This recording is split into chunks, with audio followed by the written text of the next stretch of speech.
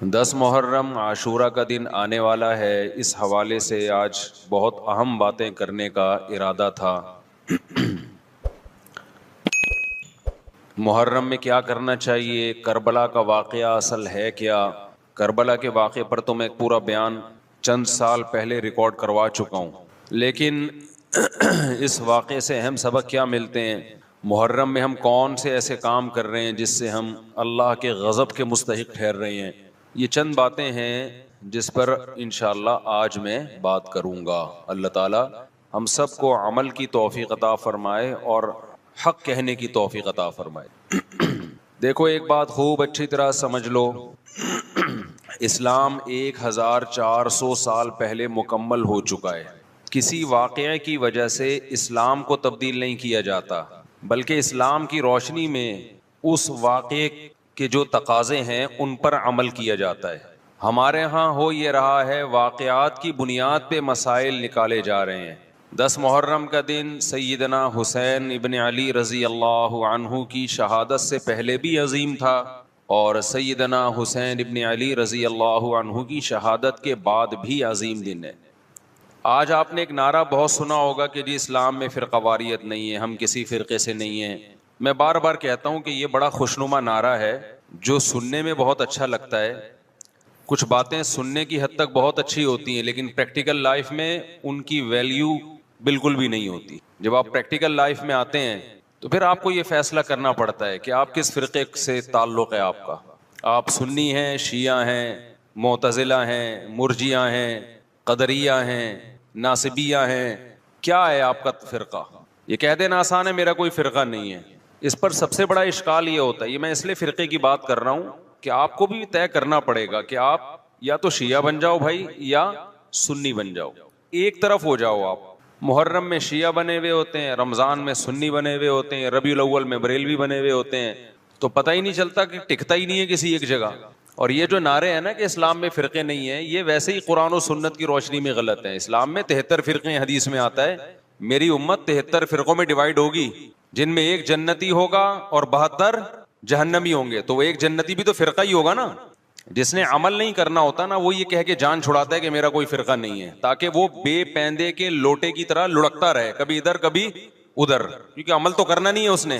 فرقہ واریت نا ایک بڑا ٹاپک بن چکا ہے، ہر آدمی فرقہ واریت کے نام پہ منجن بیچ رہا ہے کہ میں فرقہ واریت نہیں مانتا، میں یہ مانتا ہوں۔ ابے تم بس کر دو یار، بس کرو۔ آپ باتیں کرنے پر گورنمنٹ کی طرف سے کوئی پابندی نہیں ہے، پریکٹیکل لائف میں نہیں چلتا یہ سب کچھ۔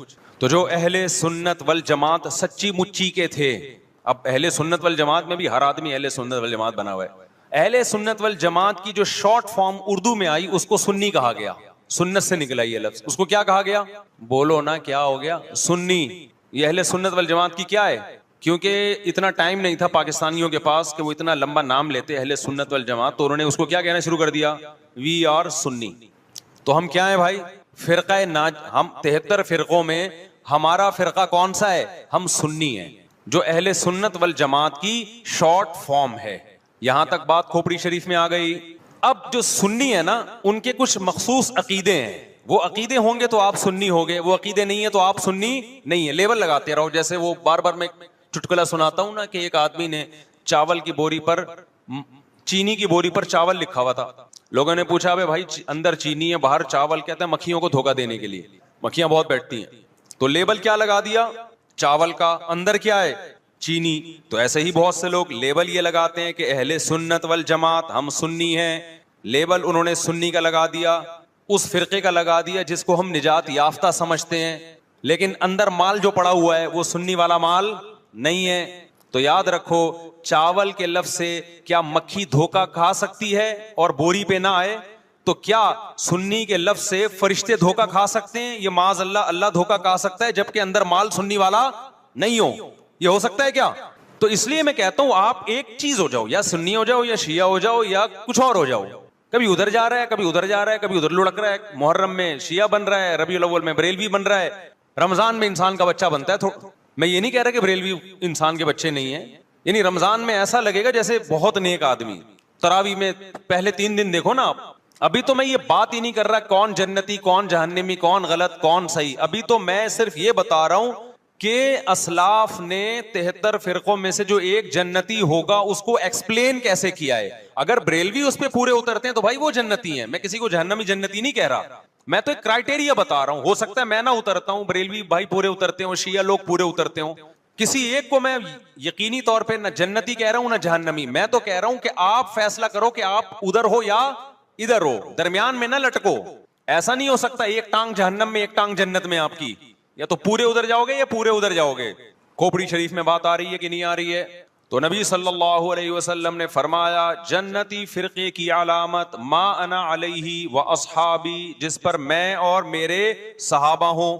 اب نبی اور نبی کے صحابہ کس طریق پر تھے, کس ٹریک پر تھے, اس کو امام طحاوی رحمہ اللہ تعالی جو حنفیہ میں بہت بڑے محدث گزرے ہیں, امام ابو حنیفہ کے شاگردوں کے شاگردوں کے شاگردوں میں سے تھے, انہوں نے اس دور میں ایک کتاب لکھی عقیدہ طحاویہ کے نام سے, اور اس میں اہل سنت والجماعت کے عقائد اور ان کی بنیادی عقیدوں کو ایکسپلین کیا. ایک متن لکھا جو پوری دنیا میں مانا گیا, اور پوری دنیا کے علماء کا اتفاق ہوا کہ اہل سنت والجماعت میں داخل ہونے کے لیے ان عقیدوں کا ہونا ضروری ہے.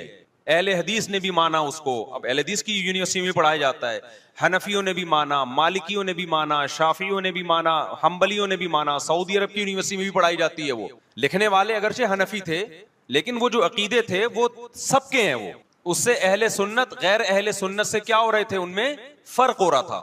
سمجھتے ہو کہ نہیں سمجھتے؟ اس کتاب کا نام کیا ہے؟ العقیدۃ الطحاویہ. وہ کتاب جو لکھی گئی ہے نا, پوری دنیا نے اس لیے مانی کہ اس میں ہر عقیدے میں قرآن اور سنت اور اجماع صحابہ, ان تین کو بنیاد بنایا گیا ہے. قرآن سے ہو, اور قرآن کی ایسی تشریح جو حدیث مانتی ہو, اور قرآن اور حدیث کی وہ تشریح جو صحابہ مانتے ہوں. لہذا اس وقت پوری دنیا میں جو اہل حق علماء تھے ان کا اتفاق ہو گیا, اور اب تک یہ اتفاق چلا آ رہا ہے کہ جو ان عقیدوں سے ہٹے گا وہ یا تو قرآن کے راستے پر نہیں ہے, یا نبی کے راستے پر نہیں ہے, یا صحابہ کے راستے پر نہیں ہے. اٹ مینس کہ وہ اہل سنت والجماعت سے خارج ہے. خارج کہہ کے ہم اس کو کافر نہیں کہہ رہے, کافر کہنا نہ کہنا یہ ایک الگ بحث ہے. کچھ کافر ہیں کچھ کافر نہیں ہے, لیکن وہ نجات یافتہ فرقوں میں نہیں ہے. بہرحال وہ اس فرقے میں نہیں ہے جس کی نبی صلی اللہ علیہ وسلم نے جنت میں جانے کی گارنٹی لی ہے. سمجھتے ہو کہ نہیں سمجھتے ہو؟ اب ان عقیدوں میں کیا ہے بھائی؟ وہ یہ کہ اہل سنت والجماعت جب بھی کوئی مسئلہ نکالیں گے اس کی بنیاد چار چیزیں ہوں گی: قرآن، حدیث، اجماع امت. یعنی ایسی تشریح کبھی نہیں کی جائے گی قرآن و سنت کی جو امت کے اجماع کے خلاف ہو, کیونکہ امت حدیث میں بہت دفعہ یہ کہ امت گمراہی پہ جمع نہیں ہو سکتی. آپ ایسی تشریح کسی حدیث کی کر رہے ہیں جو کوئی بھی نہیں مانتا اب تک, اس کا مطلب آپ گمراہی پھیلا رہے ہیں. اور چوتھی چیز ہے قیاس. بعض مسائل قرآن و حدیث میں واضح نہیں ہیں لیکن قرآن اور حدیث میں ان کی طرف اشارے ہیں, تو مجتہد کیا کرتا ہے کہ وہ قرآن و حدیث کے ان معنی اور مضمون میں غوطے لگا کے وہ مسائل کا استنباط کرتے ہیں, زمانے کے حساب سے نئے نئے مسائل اخذ کرتے ہیں. سمجھتے ہو کہ نہیں سمجھتے؟ تو چار اصول اہل سنت والجماعت کے: قرآن سے مسئلہ نکالا جائے گا, حدیث سے نکالا جائے گا, اجماع امت سے, اور چوتھے نمبر پہ قیاس سے. اب میں آتا ہوں اصل ٹاپک کی طرف. یہ تو پوری تمہید تھی نا. اس بات میں دو رائے نہیں ہو سکتی کہ سیدنا حسین رضی اللہ تعالی عنہ کو جو کربلا میں شہید کیا گیا یہ کائنات کا بدترین ظلم تھا. جس نے آپ کی گردن مبارک پہ تلوار رکھی اس کی بدبختی میں دو رائے نہیں ہو سکتی.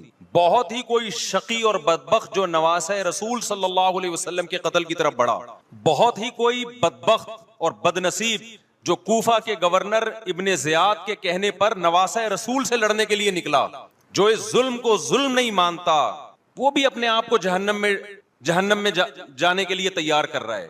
پھر کربلا میں ایک بڑا ظلم یہ ہوا کہ صرف سیدنا حسین ابن علی کو شہید نہیں کیا گیا, آپ کے ساتھ جتنے مرد تھے سب کو شہید کر دیا گیا. لیکن ہمیں پیغمبر صلی اللہ علیہ وسلم اور صحابہ کی سیرت میں کیا ملتا ہے؟ میں ایک آیت سے آپ کو سمجھاتا ہوں. مشرکین مکہ حضرت ابراہیم علیہ الصلاۃ والسلام کے نسب میں ہونے پر اور آپ سے محبت پہ بڑا فخر کیا کرتے تھے کہ ہم ابراہیم کی اولاد میں ہیں, ہم ابراہیم کے دین پہ ہیں.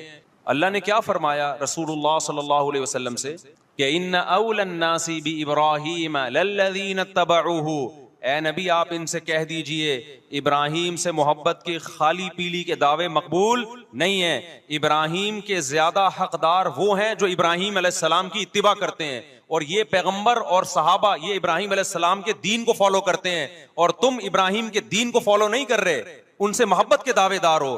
تو خالی محبت کے دعوے داری اللہ کے ہاں مقبول نہیں ہے، اللہ کے ہاں وہ محبت کی دعوے مقبول ہیں جس میں آپ محبوب کو فالو کر رہے ہو۔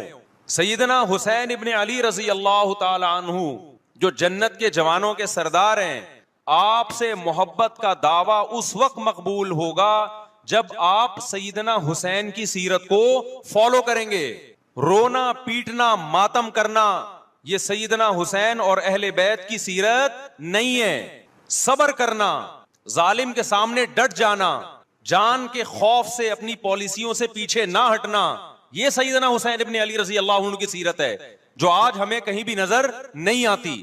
تو ہم نے بھائی دیکھنا ہے صحابہ کا طرز عمل کیا تھا۔ آپ بتاؤ صحابہ کو سیدنا حسین سے محبت تھی یا نہیں تھی؟ کیا غم کا پہاڑ ٹوٹا ہوگا جب اطلاع ملی ہوگی کہ سیدنا حسین ابن علی اور آپ کے اصحاب اور اہل بیت کو سب کو کربلا میں شہید کر دیا گیا ہے، کیا قیامت گزری ہوگی۔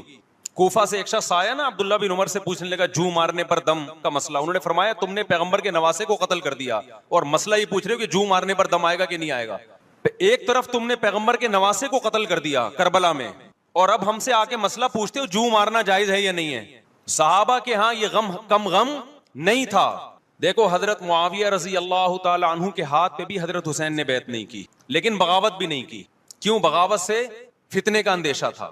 حضرت حسن جو حضرت حسین کے بڑے بھائی تھے، انہوں نے سیدنا معاویہ رضی اللہ تعالی عنہ کے ہاتھ پہ بیعت کی اور اس اختلاف کو ہمیشہ کے لیے اپنی کوشش کے مطابق ہمیشہ کے لیے ختم کر دیا۔ ختم ہوا نہیں ہوا ایک الگ بحث ہے، لیکن حضرت حسن کا مقصد کیا تھا کہ مسلمانوں کی دو جماعتوں کو میں آپس میں لڑتا ہوا نہیں دیکھ سکتا۔ لوگوں نے کہا آپ خلافت کے حقدار ہیں، آپ نے فرمایا میں دستبردار ہوتا ہوں سیدنا معاویہ کے حق میں۔ حضرت حسن بیعت ہو گئے حضرت معاویہ سے اور یہ اختلاف کو کیا کر دیا؟ ختم۔ حضرت حسین بیعت نہیں ہوئے، لیکن حضرت حسین نے بغاوت بھی نہیں کی۔ ہر ایک کی اپنی رائے تھی، حضرت حسن کی اپنی رائے تھی، ان کا خیال تھا کہ بیعت ہونا مسلمانوں کے لیے زیادہ مفید ہے، ایک پاورفل حکومت ہوگی، ایک طاقتور ریاست ہوگی، ورنہ لڑتے رہیں گے آپس میں۔ حضرت حسین کا موقف یہ تھا کہ میں بغاوت تو نہیں کروں گا لیکن بیعت بھی نہیں ہوں گا، کیونکہ اگر بیعت ہو گیا تو اس سے جو خلفائے راشدین کے دور میں جو خلیفہ کی سلیکشن کا طریقہ تھا وہ طریقہ ختم ہو جائے گا، تو میں اگر اس طریقے کو نہیں لا سکتا تو اس کے خلاف کو پروموٹ بھی نہ کروں میں۔ یہ بھی ایک رائے تھی، میں سمجھا پا رہا ہوں اپنی بات؟ بھائی رائے کا اختلاف ہوتا ہے نا۔ نبی صلی اللہ علیہ وسلم نے فرمایا اذا اجتہد المجتہد فإن اصاب فلہ اجران وإن اخطأ فلہ اجر واحد۔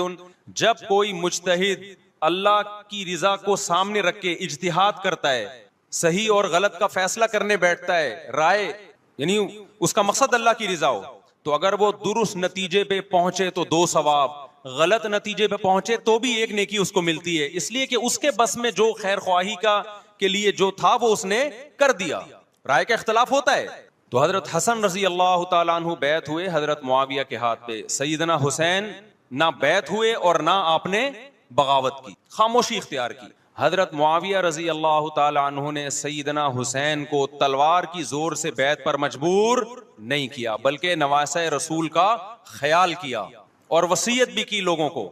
لیکن جب حضرت معاویہ کے بعد یزید جانشین ہوا، اس کی سب سے بڑی غلطی یہ تھی کہ اس نے نواسۂ رسول صلی اللہ علیہ وسلم اور آپ کے ساتھ جو چند اہل بیت اور چند صحابہ تھے، اس وقت بھی حضرت حسین نیوٹرل تھے، نہ حضرت حسین نے بغاوت کا ارادہ کیا اور نہ بیعت کرنے کا ارادہ کیا۔ یزید ابن معاویہ کو چاہیے تھا کہ سیدنا حسین رضی اللہ عنہ کو اپنے حال پہ چھوڑ دیتا، اپنے والد کی طرح۔ حضرت حسین رضی اللہ تعالیٰ عنہ کو جب کوفہ سے خطوط آئے، یہ میں وضاحت اس لیے کر رہا ہوں کہ حضرت حسین بغاوت کے لیے نہیں نکلے تھے، اس مسلمان حاکم کے خلاف بغاوت کے لیے نہیں نکلے تھے، کیونکہ رسول اللہ صلی اللہ علیہ وسلم کی بہت ساری صحیح حدیث ہے اس بارے میں کہ جو باغی ہے، جو ریاست کے خلاف بغاوت کرتا ہے، اس کو نبی صلی اللہ علیہ وسلم نے اس عمل کو پسند نہیں کیا۔ تو حضرت حسین رضی اللہ تعالیٰ عنہ کو کوفہ سے خطوط آئے کہ یہاں سارے کے سارے لوگ آپ کے ہاتھ پہ بیعت کرنے کے لیے تیار ہیں۔ ظاہر ہے جب کسی علاقے کے لوگ دارالخلافہ ہو اور سب بیعت ہونے کے لیے تیار ہوں تو پھر آپ کا جانا یہ بغاوت کا عمل نہیں کہلاتا. حضرت حسین رضی اللہ تعالی عنہ اہل بیت کے ساتھ